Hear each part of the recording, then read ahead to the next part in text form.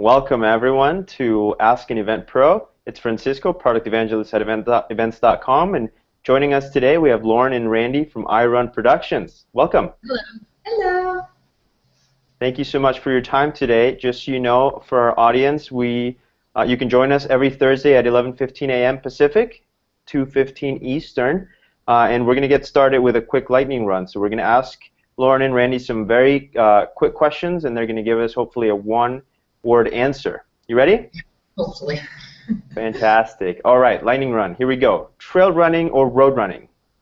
Road. Trail. Awesome. All right. Electrolyte gel or tablet? Gel. Coffee. Coffee. I love it. And what is your go-to running shoe? Newton's. Brooks. All right. All right. Newton's. I like Newton's. So you're the 4-foot landing. Love it. All right. So let's go on with the more complex questions here, if you will. Let us know a little bit more about how you ladies got started in the endurance industry. It's you. Oh. Lauren. I got started 12 years ago in a little thing called Team in Training for the Leukemia and Lymphoma Society. And typical college kid, had no idea what I was going to do and fell in love with it, and here we are. Did the nonprofit thing for a long time for sports event management, and then went to the more operations and logistics side, and decided I'd just like to support the nonprofits rather than be in one. So, and iRun Productions came to life about 1.5 years ago, noticing our market didn't have a contract race production business. So here we are. Yep, and I fell into it through the volunteer environment and started on the operations side with some of the local events with another race director in the area. And Lauren and I originally met through Team in Training back many, many moons ago with my first marathon, and just we're able to reconnect through work, and here we are. Many races later. That's awesome. That's awesome. So very different backgrounds, but many moons ago now, so you've gathered a ton of experience in getting something like this started, event series started. So I know that there's a lot of people out there that are always thinking of this to get started with their own event series. So for those that are thinking along those terms, what is some advice you'd give them? Budgets. I think first year races. We just like to tell all of our clients that you need to go into it knowing that your goal is to break even. As much anything raised outside of paying for your event is a total bonus. And to stay heavy in your sponsorships. Spend a lot of time in sponsorship recruitment, because you can't guarantee anything, but our registration numbers can be very volatile depending on your market, time of year, other races that pop up, weather, etc. But you can solidify and secure sponsorships that can overwrite your registration numbers if needed. Right, right. Absolutely. Randy, do you have any advice you'd want to give?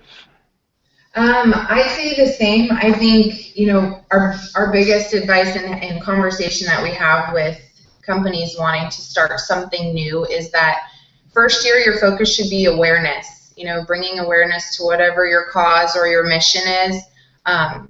Just kind of expanding that horizon, generating a bigger following, and numbers typically will grow organically after that, but definitely focus on your awareness as opposed to how much money you're going to make. Fantastic. All right. Now, for those that did get started now and they're probably putting 1 or maybe 2 events already, what are some mistakes that could happen on race day that you want to make sure everyone is aware of so that they're sort of prepared? So we had a couple that we thought of. So first and foremost is most people forget to bring scissors, or what we call snips, and that is a mandatory item that you have to have, because you can't tear down your event if you don't have them. But also forgetting your playlist and or the national anthem. we've had to do some emergency downloads with that forgotten. Mm-hmm. Those are our favorite mistakes, logistic mistakes. Awesome. Well, that's, it can happen to anyone. I remember it happened at the Olympics once where they didn't have, I don't remember which anthem, but the person was there ready to get the gold medal and his or her anthem wasn't ready and available. So it's good to know. Keep that in mind. Yeah. Awesome. Now, national anthems. Now, I know that you're working mainly with, or you have worked, I'm sorry, with charities and other events for different causes. So what are some considerations that that there should be when setting up a race for a charity or for a cause that we should know? Well, I think with charities and causes, it's difficult because your market is so saturated nowadays with runs. I mean, there's runs that take place all the time with the running boom, and so one of the extra considerations we take into place is we're really diligent about picking your date and your location. We do a lot of detailed research to try to eliminate your competition, especially with other charities on race day. I think that's something that we really try to focus on, with our clients, is just making sure they understand how crucial your date and location is to the success of your event. Yeah, one thing we also spend a lot of time on is, our creativity. I think that helps us be successful and have, folks calling us daily is that, we spend a lot of time on creativity about, we've seen it all, done it all, and, we really spend a lot of time trying to figure out what's going to set the event apart from another one. Your medal, beer, shirt, that's all great, but, what can we add that's going to say, oh, I choose this race over the other 50 that's happening on, this weekend. So, right. So far, we've been pretty successful in being unique. I'd say, and congratulations for that. Yes. Now, fun question now. Maybe we can start with Lauren and then Randy, then you can go. We would love to know what are 5 essentials that you always keep on your bag, whether it's a backpack or maybe a fanny pack on race day. Definitely a fanny pack. Lauren looks like the fanny pack. 5 things would be my phone, an emergency download of our registrations for the race, chapstick, snips, zip ties. Is that 5? Yeah. I think so.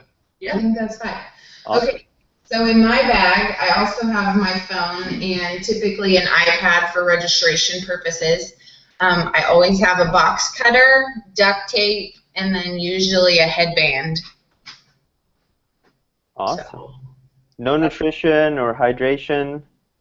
No, you're warriors. we like to support our vendors. Good answer. Love it. Love it. Well, thank you so much, Lauren and Randy. This has been great to get to know you more. They are owners of iRun Production, put on about 10 events, a lot of them involved with charities and causes. So be sure to follow them on social media a little bit more and go and register for some of their events. It's going to be a great time. So looking forward to seeing you, Lauren and Randy, again here at Asking Event Pro in the near future. But thank you so much for joining us today. Thank you, Francisco. My pleasure.